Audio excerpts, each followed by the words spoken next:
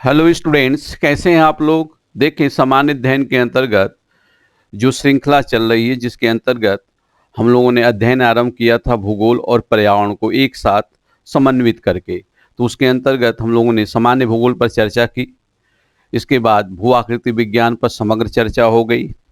साथ में जो संबंधित समसामयिक इशूज थे, यानी जो समसामयिक घटनाएं थी, उनको पर हम चर्चा करते चल रहे हैं। उसके बाद हम लोग जलवायु विज्ञान के अंतर्गत आए, और जलवायु विज्ञान के अंतर्गत आज का जो टॉपिक है, जैसा कि स्क्रीन पर आप देख रहे हैं, पृथ्वी का ऊष्मा बजट या पृथ्वी का ऊष्मा संतुलन, ऊर्जा संतुलन या ऊष्मा संतुलन।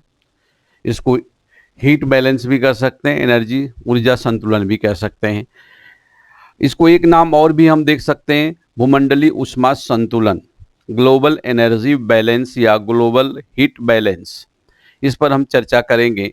लेकिन इससे पूर्व जलवायु विज्ञान में हम लोगों ने जो चर्चा की थी, काफ़ी व्यवहारिक की थी, और आप लोगों ने काफ़ी कुछ उस संदर्भ में सीखा भी, और कई तरह की बातें भी आई जिस पर आपको बहुत ज़्यादा सेटिस्फेक्शन मिला। कई बच्चों ने तो बोला कि सर बहुत अच्छा, इतना अच्छा एक्सप्लेनेशन अभी तक नहीं मिला व्यवहारिक। तो देखो, व्यवहारिक एक्सप्लेनेशन कहने का मतलब कि व्यवहारिक स्तर पर व्याख्या तो की जाएगी, लेकिन हमें क्या चाहिए आपसे? आपका रिजल्ट। हर तरह जितनी भी टॉपिक सामान्य अध्ययन के अंतर्गत हमने लिया है, जो भी इस श्रृंखला के अंतर्गत, सबको व्यवहारिक स्तर पर आपको समझाने का प्रयास किया है। लेकिन मुख्य लक्ष्य क्या है? आपका सिलेक्शन। तो वहाँ भी हमने कुछ कोर कसर नहीं छोड़ी अपने स्तर पर। बाकी आप उसका मूल्यांकन कब होगा? आपके सिलेक्शन के बाद।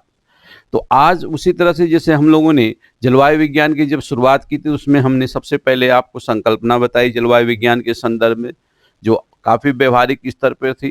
फिर इसके बाद वायुमंडल के संगठन और संरचना पर काफ़ी विधिवत से बात हुई। इसके बाद एटमॉस्फेरिक टेम्परेचर, तो एटमॉस्फेरिक टेम्परेचर अर्थात वायुमंडलीय तापमान या तापक्रम के अंतर्गत की ही ये टॉपिक है, और अति प्रमुख कहा जाए कि इस वर्तमान के परिदृश्य में, जैसा कि शुरू में मैंने बताया था कि वैश्विक स्तर पर जो निरपेक्ष समस्याएं हैं, उस समस्याओं में एक चर्चा सबसे पहले हमने क्या बताया था आपको, जैसा कि अभी बोर्ड पर भी उसकी चर्चा थोड़ी सी कर देंगे कि आप वहाँ से पूर्व की जो टॉपिक है, जो सब टॉपिक, उसको कोऑर्डिनेट कर लोगे।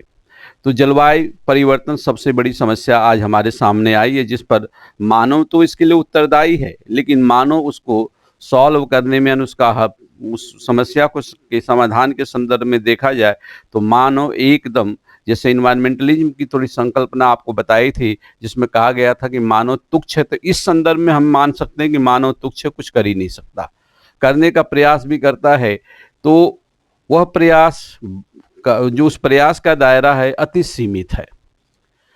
तो उस संदर्भ में जब हम इस टॉपिक को देखेंगे तो व्यवहारिक स्तर पर जलवायु परिवर्तन के संदर्भ को भी हम समझ पाएंगे। तो वायुमंडलीय तापक्रम में जब हम लोगों ने बात की थी आपसे, तो हमने बताया था कि अंतिमतम रूप से हमें तापमान या ऊर्जा या ऊष्मा का स्रोत कौन है? सूर्य है। सूर्य से जो ऊष्मा हमारे पास आ रही है, उसको हम लोगों ने टर्म दिया था सूर्यातप। कब उसको सूर्यातप कहेंगे? अर्थात इंसुलेशन। और उन इंसुलेशन से जो भी मात्रा, कहने का मतलब सूर्यातप की जो भी मात्रा पृथ्वी के वायुमंडल और पृथ्वी की सतह पर पहुंच रही है, वही एक क्रियाकारी शक्ति के रूप में संपूर्ण जैव विविधता में चक्र का निर्माण करती है, अर्थात संपूर्ण जैव विविधता के लिए आधार बनती है, आपके लिए भी, हमारे लिए भी। और आसपास जितनी भी वस्तुएं आप देख रहे हैं या जितना प्रक्रम देख रहे हो, सब में इसी ऊर्जा या इसी ऊष्मा का योगदान है। और कहा जाए कि इस ऊष्मा के बिना या इस ऊर्जा के बिना हम यहाँ पर अपने अस्तित्व को कायम ही नहीं रख सकते हैं। हमारा क्या, कुछ भी नहीं आ रहेगा। तो ये इतना महत्वपूर्ण है। तो जब इतना महत्वपूर्ण और प्रासंगिक है, तो इसको इस स्तर पर भी हम पढ़ने की कोशिश करेंगे, और जैसा कहा कि इसको भी व्यवहारिक स्तर पर आपको समझाया जाएगा। तो जो टॉपिक है पृथ्वी का ऊष्मा बजट या ऊर्जा संतुलन या हीट बैलेंस, यहाँ लिखा जाना चाहिए एनर्जी बैलेंस। तो यहाँ पे एनर्जी बैलेंस है, तो इसकी हिंदी क्या होनी चाहिए? ऊर्जा संतुलन।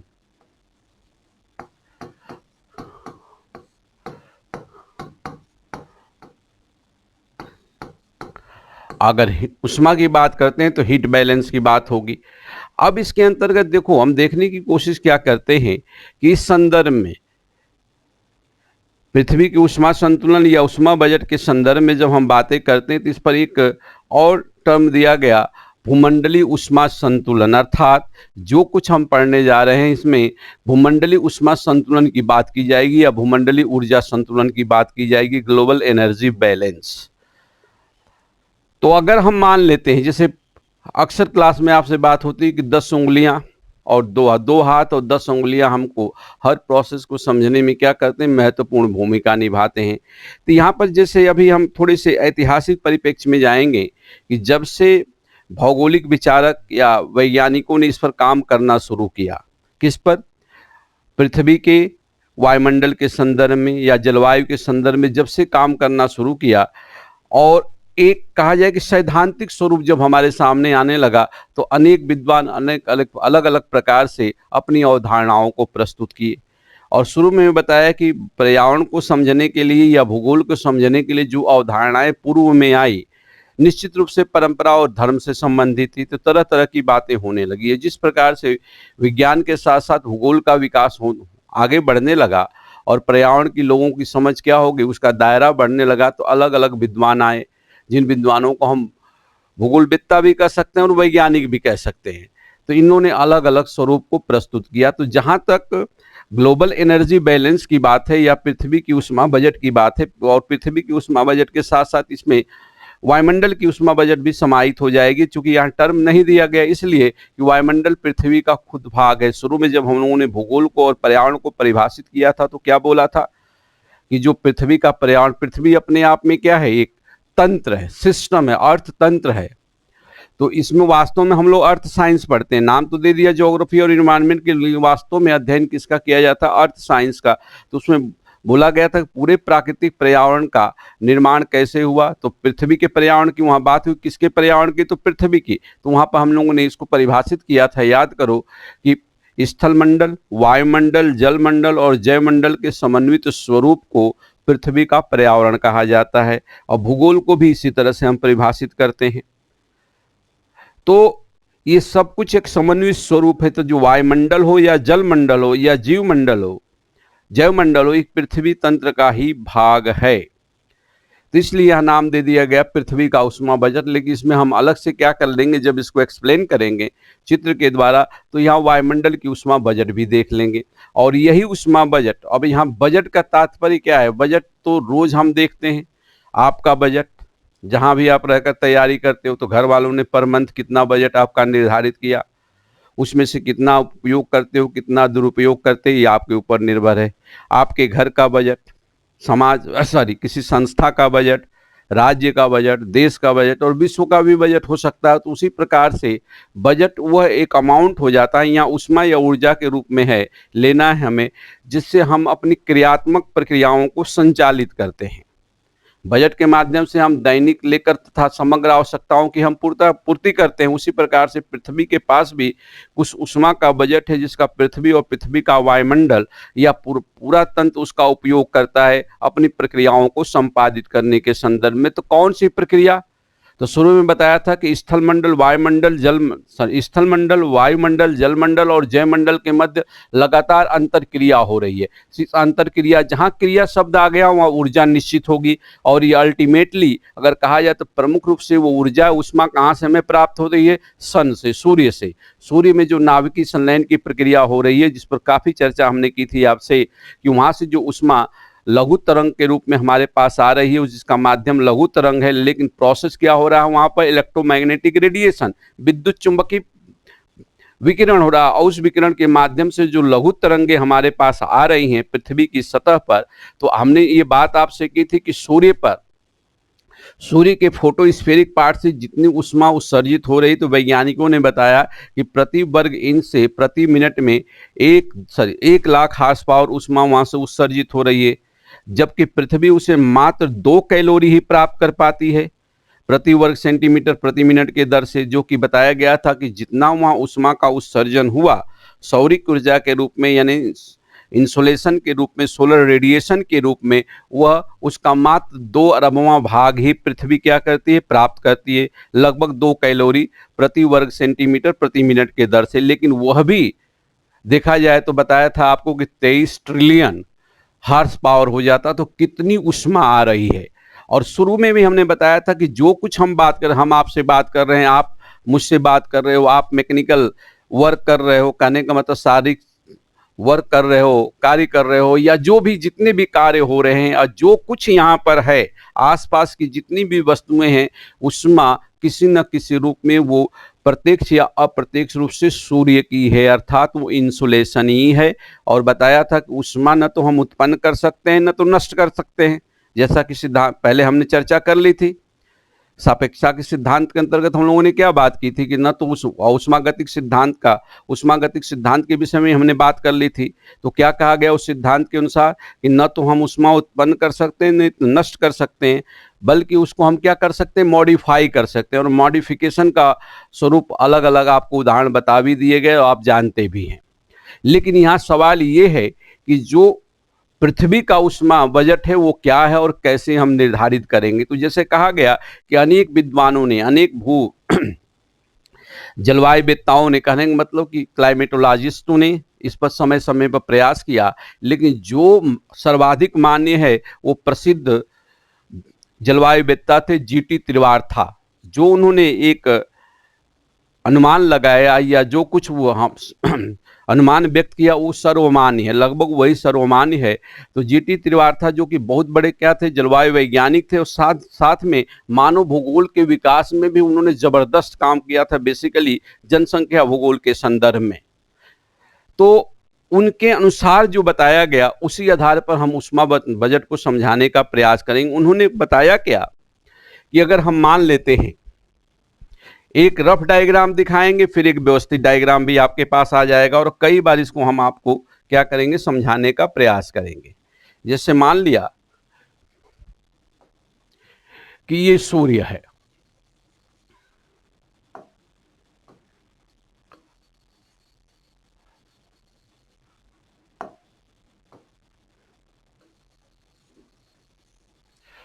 तो सूर्य के फोटोस्फीरिक पार्ट से, जिस पर काफी चर्चा हमने आपसे कर ली थी कि जो फोटोस्फीयर है, प्रकाश मंडल है, जहाँ का टेम्परेचर सतह का सामान्यतः 6000 डिग्री सेंटीग्रेड होता है, लेकिन जब सन स्पॉट आते हैं तो उस समय तापमान में लगभग 1500 डिग्री सेंटीग्रेड की कमी हो जाती है, जिस पर चर्चा हम कर चुके हैं।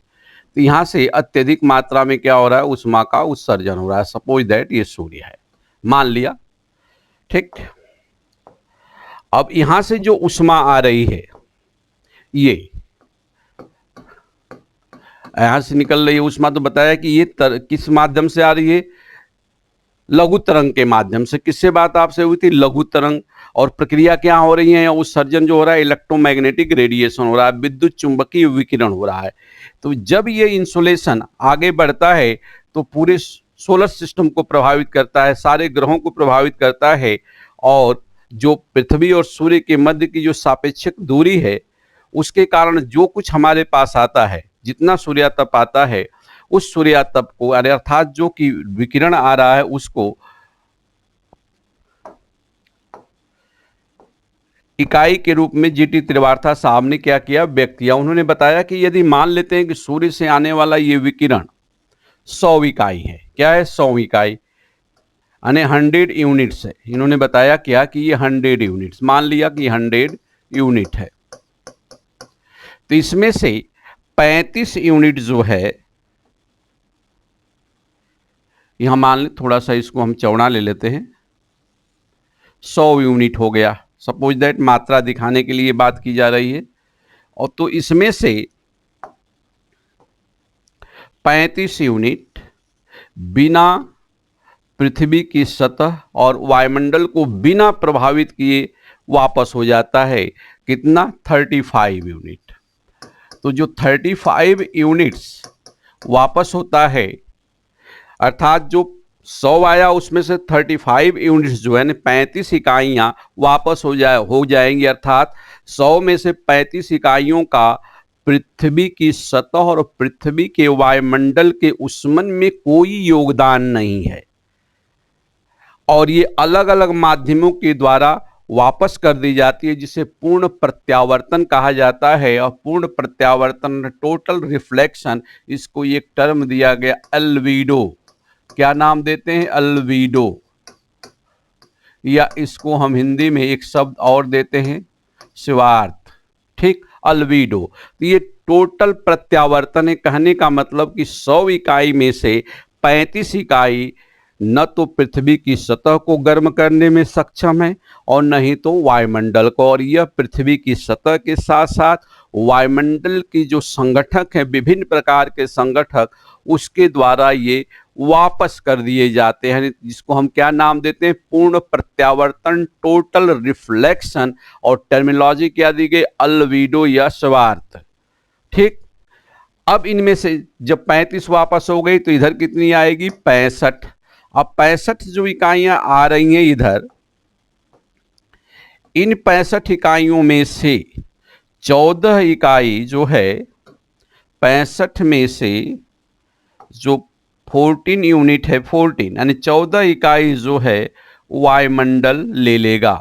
क्या ले लेगा, वायुमंडल। कितना ले लेगा, 14 इकाई। तो वायुमंडल की संरचना को थोड़ा सा यहाँ आपको समझाने के एक व्यवस्थित डायग्राम भी दिखेगा, लेकिन आपको ध्यान रखना है कि टर्म्स को और संकल्पना को समझना। मान लिया ये वायुमंडल बादल वगैरह हैं, तो ये ले लिया, क्लियर।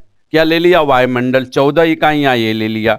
अब इन 14 इकाइयों को जब इसने ले लिया तो कितनी इकाइयां बची पृथ्वी पर जाने के लिए, तो पृथ्वी पर जाने के लिए जो इकाइयां बच रही हैं वो कितनी आ जाएंगी, आपको पता हो गया कितना हो जाएंगी, 51 यूनिट। 51 यूनिट्स क्या होगी, अब पृथ्वी की सतह की तरफ जाएंगी, और इन 51 यूनिट में से दो रूपों में ये इकाइयां, अर्थात जो सूर्यातप है लघु तरंग के माध्यम से दो रूपों में जाएगा। इसमें से जो ये 34 इकाई, इसमें से 51 में से जो है 34 यूनिट्स, कितनी, 34 यूनिट्स जो है डायरेक्ट रेडिएशन के द्वारा जाएगी, प्रत्यक्ष विकिरण के द्वारा, ध्यान रखना, प्रत्यक्ष विकिरण के द्वारा, और 17 इकाइयां आएंगी विसरित विकिरण के द्वारा, और अंततः ये कहां पर पहुंच जाएंगी, भूसतह पर। कहां पर पहुंच गई, भूसतह पर। तो ग्रीन कलर से मैंने भूसतह ले लिया। ये क्या हो गया, अर्थ सरफेस, ये अर्थ सरफेस हो गया। तो अर्थ सरफेस पर, भू सतह पर, तो पृथ्वी की सतह अर्थात पृथ्वी की उष्मा बजट कितनी हो गई, जब इसको हम काउंट करेंगे तो कितनी हो जाएंगी, 51 यूनिट्स। कितनी हो जाएंगी, 51 यूनिट्स आ जाएंगी हमारे पास। ये सारे यूनिट्स हमें लिखने, 14 यूनिट्स मतलब इकाइयां, इतना तो आप समझ जाएंगे, यूनिट्स, यूनिट्स, और यहां यूनिट्स, और ये 34 यूनिट्स। ये प्रत्यक्ष विकिरण के द्वारा आई, ये विसरित विकिरण के द्वारा। इसके विषय में भी थोड़ा थोड़ा बताएंगे, लेकिन पहले लेखा जोखा ले लेंगे। तो इस प्रकार पृथ्वी की सतह पर कितनी इकाइयां आ गई, 51। तो यहां पर पृथ्वी की बजट कितनी हो गई, 51% या 51 इकाइयां पृथ्वी की सतह की, क्लियर। अब यहां से पृथ्वी क्या करेगी, जितना उष्मा प्राप्त की है उसका उपयोग करेगी प्रक्रियाओं में। तो पृथ्वी किस प्रकार की प्रक्रिया कर रही, अनेक प्रकार की। तो ये तो जो हमारे पास लेखा जोखा आया क्या है, 100 यूनिट का। 100 यूनिट का लेखा जोखा हमें देखना है, तो कितना हमारे पास 100 यूनिट, तो कैसे देखेंगे, 35 तो एल्बिडो के रूप में हो गया, 14 किसने ले लिया, वायुमंडल ने, और 51 प्रत्यक्ष अप्रत्यक्ष रूप से कौन ले ली, पृथ्वी की सतह। तो कितनी हो गई, 100 इकाइयां। तो जो बजट सूर्य से मिली सूर्यातप के रूप में, वह 100 इकाई का लेखा जोखा हमें मिल गया। हमने इसकी क्या कर ली, एक तरह से लेखांकन कर लिया कि हमें मिल गया 100 इकाइयों का लेखा जोखा मिल गया, जिसमें से 35 इकाइयां अल्बिडो के रूप में जा रही हैं, 14 इकाइयां वायुमंडल ले रहा है, और 51 इकाई जो है पृथ्वी की सतह पर आ रही है। अब वायुमंडल के साथ साथ पृथ्वी की सतह क्या करेगी, इस इकाइयों का उपयोग करेगी अपनी प्रक्रियाओं के संपादन में। संवहन हो, यानी कन्वेक्शन हो, विक्षोभ हो, टर्ब्यूलेंस यानी साइक्लोन्स हो, वर्षा हो, वाष्पीकरण की प्रक्रिया के बाद क्या हो, वर्षा हो। तो अब हमें देखना है कि अब पृथ्वी यहां से दीर्घ तरंग की विकिरण करेगी, जिसको हम क्या करते हैं, टेरेस्ट्रियल रेडिएशन। जैसे कि पूर्व की क्लास में बात हो गई टेरेस्ट्रियल रेडिएशन, टेरेस्ट्रियल रेडिएशन बोले तो पार्थिव विकिरण जो कि दीर्घ तरंगों के माध्यम से होता है, और यही दीर्घ तरंगे पूरे वायुमंडल के ऊष्मन के लिए उत्तरदायी हैं। किसके लिए? वायुमंडल के ऊष्मन के लिए उत्तरदायी, अर्थात इसको गर्म करती हैं।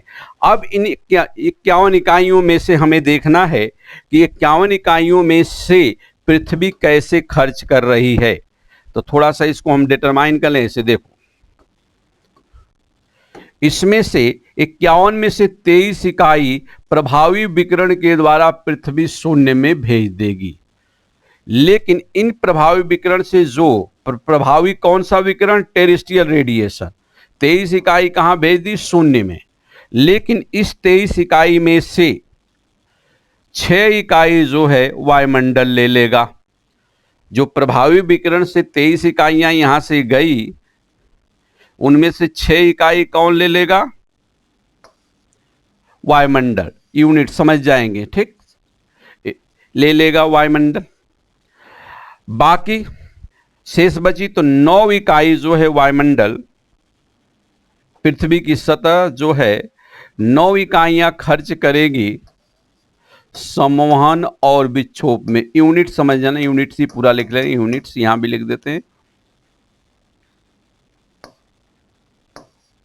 यूनिट्स। ये प्रभावी विकिरण के द्वारा अंतरिक्ष में वापस कर दिया जाएगा 23 इकाई, जिसमें से 6 इकाई कौन ले लिया? वायुमंडल, और शेष 17 इकाई क्या होगी? वापस चली जाएगी।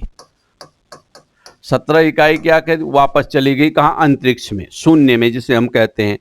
9 इकाइयां यहाँ खर्च की जाएगी संवहन यानी कन्वेक्शन और विक्षोभ में, टर्ब्यूलेंस में, जैसे चक्रवात वगैरह आते हैं, 9 इकाइयां। और शेष बच गई अपने पास कितनी? काउंट कर लेंगे, 19 इकाइयां। कितनी बच गई? 19। तो ये 19 इकाइयां खर्च की जाएंगी वाष्पीकरण में। किसमें खर्च की जाएंगी? इवेपोरेशन यानी वाष्पीकरण में, जिसके संघनन के द्वारा बादल बनेंगे, वर्षा होगी। तो देखिए 51 का यहाँ क्या मिल गया? लेखा जोखा। 51 में 23 प्रभावी विकिरण के द्वारा पृथ्वी क्या करेगी? शून्य में वापस कर देगी। 9 इकाई को खर्च करेगी संवहन तथा विक्षोभ में, और 19 इकाइयों को खर्च करेगी वाष्पीकरण में, जिस वाष्पीकरण से संघनन होगा और वर्षा प्राप्त होगी। अंततः ये 9 इकाई भी वायुमंडल लेगा, और ये गुप्त उष्मा वाली इकाई भी, जो संघनन वर्षा होगी तो जो गुप्त उष्मा है उसको भी वायुमंडल ले लेगा। तो ये वायुमंडल इसको रिसीव करेगा, ठीक।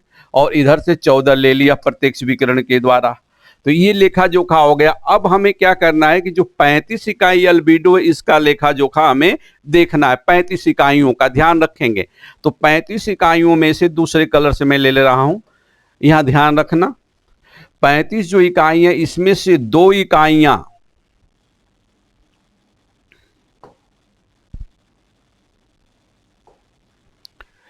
इन 35 में से 2 इकाई जो है भू सतह के द्वारा वापस कर दी जाएगी। ध्यान रखना, आगे डिटेल डायग्राम लेंगे।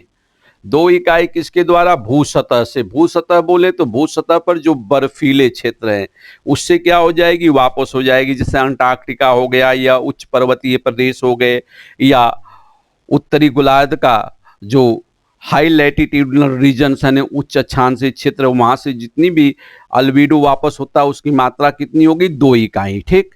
इसके बाद इसमें से 6 इकाइयां वापस की जाएगी धूल कण और जलवाष्प के द्वारा। किसके द्वारा? धूल कण और जलवाष्प के द्वारा। शेष 26 इकाई जो है ये बादल वापस करेगा। सारी 27 इकाइयां कौन करेगा? बादल। तो 27, 6 और 2 मिलाकर कितना होगा? 35 इकाइयां। तो 35 इकाई अल्बीडो के रूप में कौन वापस कर दिया? भू सतह और वायुमंडल।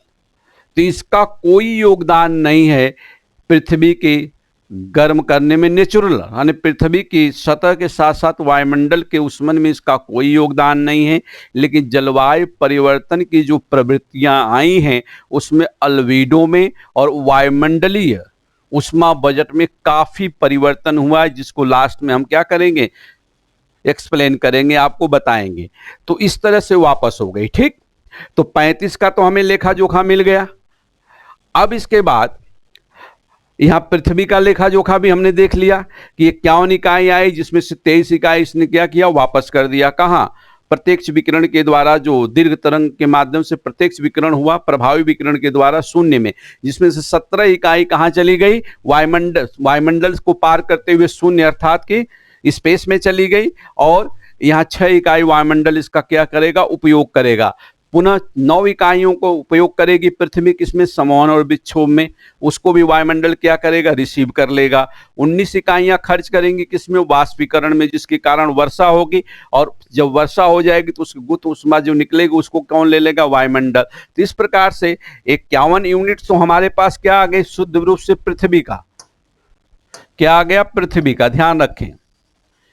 अब वायुमंडल ने क्या किया, प्रभावी विकिरण से 14 लिया, वायुमंडल प्रभावी विकिरण से 14 लिया, ध्यान रखें। सूर्य से 6 इकाई जो अर्थ का प्रभावी विकिरण था उससे ले लिया, 9 इकाई समोहन विक्षोभ से ले लिया, और 19 इकाई किससे ले लिया, वाष्पीकरण वाली। इस तरह से वायुमंडल की कितनी होगी, 48, और ये 48 इकाइयां भी क्या होगी, वापस हो जाएंगी। कहाँ वापस हो जाएंगी, शून्य में। ये 48 भी चली गई, 48 भी चली गई। अब आप देखो कि 100 इकाई हमें मिली, और 100 इकाइयों को हमने बांटा 35 अल्बिडो के रूप में, 14 वायुमंडल ले लिया डायरेक्ट, और पृथ्वी डायरेक्ट इनडायरेक्ट रूप से कितनी ले ली, 34, और 17 51, तो 100 आ गया। अब वापस कितना हुआ, वापस कितना हो रहा है, देखें, दूसरे कलर से वापसी को हम ले रहे हैं, वापस कितना हो रहा है, खुद काउंट करें, 35 अल्बिडो के रूप में वापस हुए, ठीक।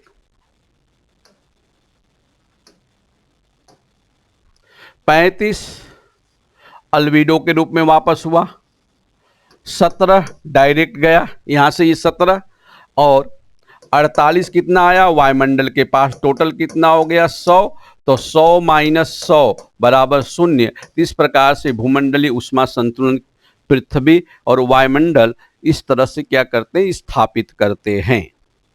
क्लियर? तो इसको एक बार और आप देख लेंगे। तो ये अगर डायग्राम आप समझ गए इस रेखा चित्र को, तो कुछ नहीं करना है, और हर क्लास में मैं बोलता हूं कि इन सारी चीज़ों को आपको मस्तिष्क में रखना, मेंटल मैप आपको बनाना है। तो इस तरह से 100 इकाई आई, 35 कौन वापस हो गई अल्बिडो के रूप में या पूर्ण प्रत्यावर्तन के रूप में, कैसे 2 इकाई हिम क्षेत्र कर दिए, 6 इकाई जलवाष्प और धूलकण वायुमंडल के, और 27 इकाई बादल की सतह क्या करती है, वापस कर देती है।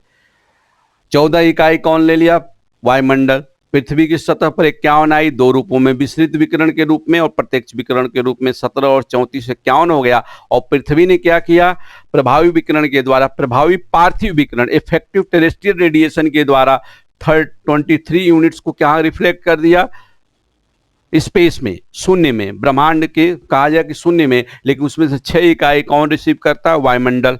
वायुमंडलीय संरचनाएं हैं तो उसको क्या करती है, रिस्ट्रिक्ट कर लेती हैं। 9 इकाइयां पृथ्वी यूज कर रही है सम्मोहन तथा विक्षोभ में, जैसे चक्रवात वगैरह आते हैं, मौसम तीव्र होता है, और 19 इकाई खर्च कर रही है कहाँ पर, वाष्पीकरण में, और जो कि वर्षा के कारण जो ऊर्जा फिर लिबरेट होगी तो वो कहाँ चली जाएगी, फिर वायुमंडल उसको क्या करेगा, रिसीव कर लेगा। तो वायुमंडल इस प्रकार से 14, 6, 9, 19, 48 और इसको भी वापस कर देगा, और यहाँ अल्बिडो भी वापस हो गया 2, 6 और 27 के रूप में। तो जितना आया उतना गया। क्लियर? अब इसको देखो, जैसे हर क्लास में मैं बोलता हूँ, आपकी डिमांड हो जाती है कि सर डायग्राम हमें चाहिए, तो डायग्राम आपके पास अच्छा जाए, एक व्यावसायिकता भी हो, समझ सकते हो आप, आपकी स्थिति, लेकिन आपके पास अच्छा जाए तो हमें भी सेटिस्फैक्शन है, आपको भी। तो इसको ऐसे देखो, ये देखो वर्तमान का सिनेरियो जैसा चल रहा है, लोग तो ग्राफिक वगैरह बनवा लेते हैं, लेकिन हम ऐसे ही काम कर लेते हैं जो आपको पसंद भी आता है। देखें, हीट बजट या energy balance of the earth, same situation वही है जो वहाँ समझाया, यहाँ थोड़ी व्यवस्थित कर दिया हमने। सन रेडिएशन 100 यूनिट्स इंसुलेशन, जो सूर्यातप मिला उसको त्रिवार्था साहब ने क्या माना, 100 इकाइयाँ, उसमें से 35 इकाइयाँ भू सतह और वायुमंडल को बिना प्रभावित किए वापस हो रही हैं, जिसको नाम दिया गया अल्बिडो, पूर्ण प्रत्यावर्तन, या फिर नाम क्या दिया हमने, सेवार्थ। ठीक, 35 इकाइयां वापस हो गई, तो 35 इकाइयों में से दो यूनिट्स क्या होगी, ग्राउंड सरफेस के द्वारा वापस हो रही है, देख रहे हैं। इसके बाद 6 इकाई यानी 6 यूनिट किसके द्वारा वापस हो रही है, यहाँ पर थोड़ा सा साइन हम ले लेंगे, इसे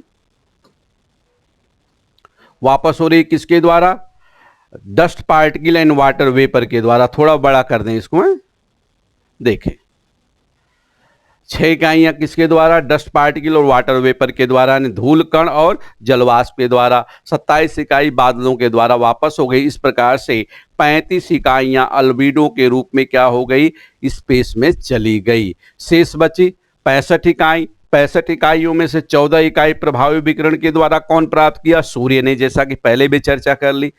और 51 इकाई कहाँ चल रही है, 51 यूनिट्स कहाँ चल रही है, ये पृथ्वी की तरफ, सतह की तरफ, जिसमें 17 इकाई बाई डिफ्यूजन विस्तृत विकिरण के द्वारा आया और 34 इकाई डायरेक्ट रेडिएशन के द्वारा आ गया। तो टोटल कितना आया पृथ्वी के पास, पृथ्वी के पास कितना आया, पृथ्वी की सतह के पास 51 इकाइयां। कितनी आ गई, 51। और पृथ्वी क्या करेगी, इसको खर्च करेगी। खर्च करेगी तो किस हिसाब से खर्च करेगी, देखें 23 इकाई direct terrestrial radiation, T dot का मतलब टेरेस्ट्रियल रेडिएशन, जिसे बताया था पार्थिव विकिरण के द्वारा, जिसमें से 6 इकाई इफेक्टिव अर्थ रेडिएशन के द्वारा कौन प्राप्त कर लेगा, वायुमंडल ले लेगा। और 17 इकाई कहाँ चली जाएगी, शून्य में। अब पृथ्वी इसका खर्च यहां से क्या करेगी, 9 इकाई unit spent in convection and turbulence, किसमें खर्च कर रही है, संवहन और विक्षोभ में। इस इकाई को भी वायुमंडल लेगा।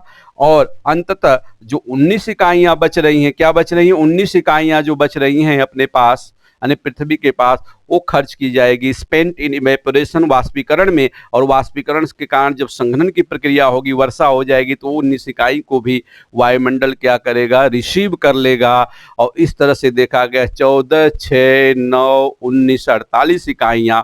और अंततः अल्बीडो से तो वापस हुआ ही, देख रहे हो, 35 इकाई अल्बीडो वापस किया, 17 इकाई प्रभावी विकिरण के द्वारा आई, और वायुमंडल भी 48 इकाई को वापस कर देगा इकाइयों को।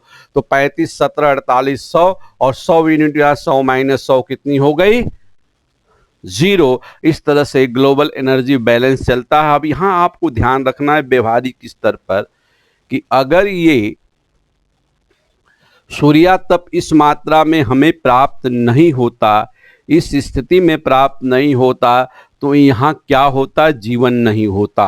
न तो जो मौलिक पर्यावरणीय संघटक हैं, जो पहलू हैं, स्थल मंडल, वायुमंडल, जल मंडल और जैव मंडल, इस स्थिति में नहीं होते, तो यहाँ जो कुछ भी है, चाहे वो लाइफ हो, लाइफ में जो एवोल्यूशन हुआ वो हो, उसके पीछे जो मौलिक ऊर्जा है वो क्या है, सूर्यातप है।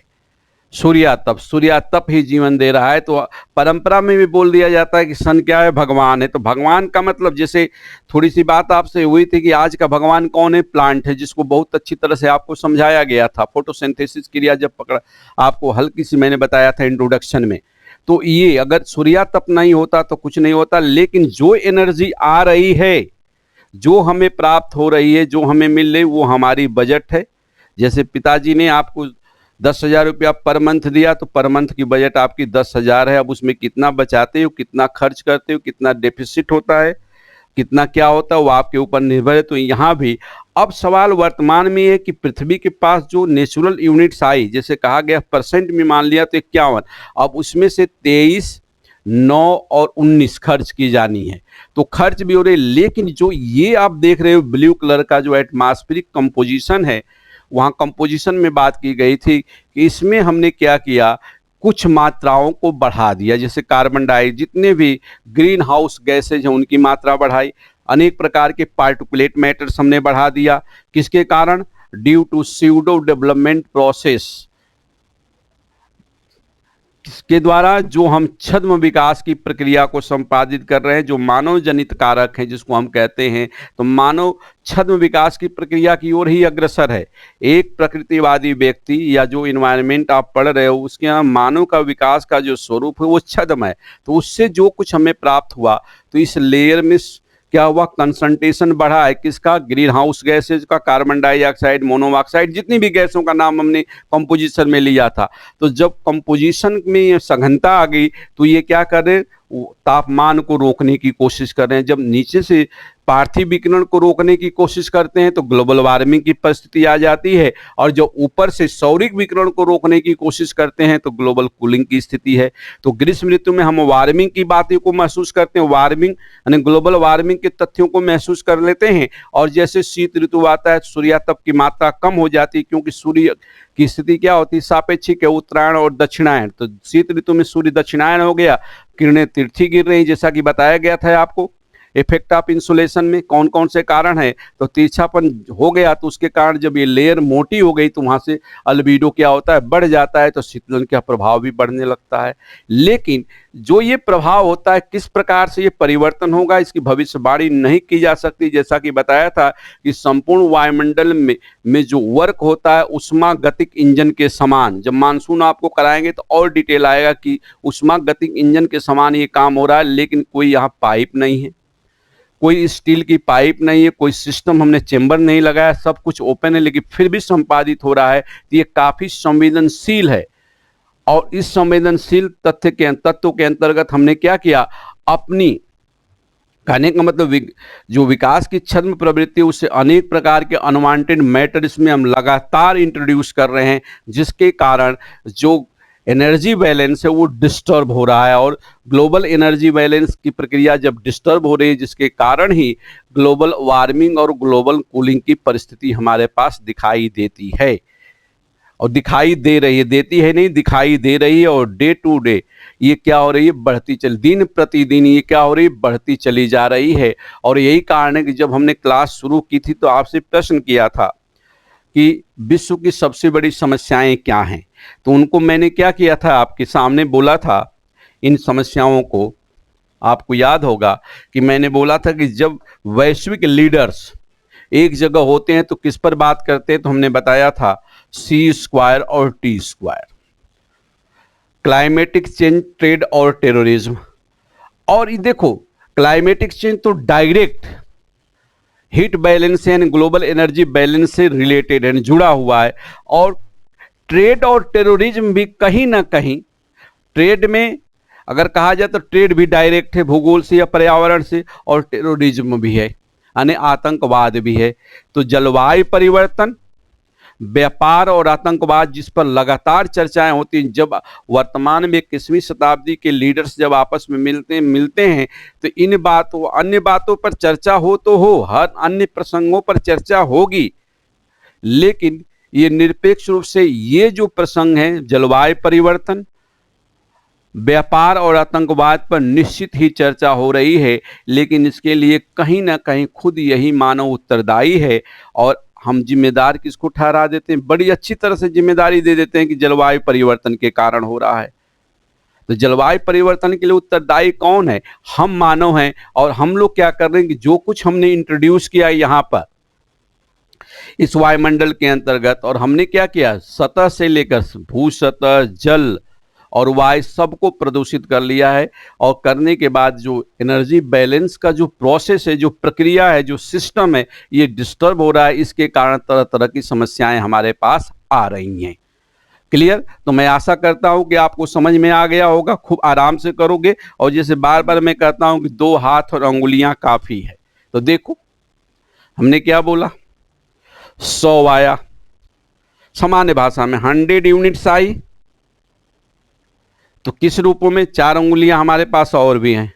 तो ये जो है ये 35 हो गई अल्बीडो, ये सूर्य की तरफ चली, सॉरी वायुमंडल 14 इकाई, और ये 51 है, इसमें से 34 और 17 उसी आधार पर हैं भी। देखो यहां से आई 100 यूनिट्स, 35 वापस होगी अल्बीडो के रूप में, जिसमें 2 6 27 याद रखेंगे।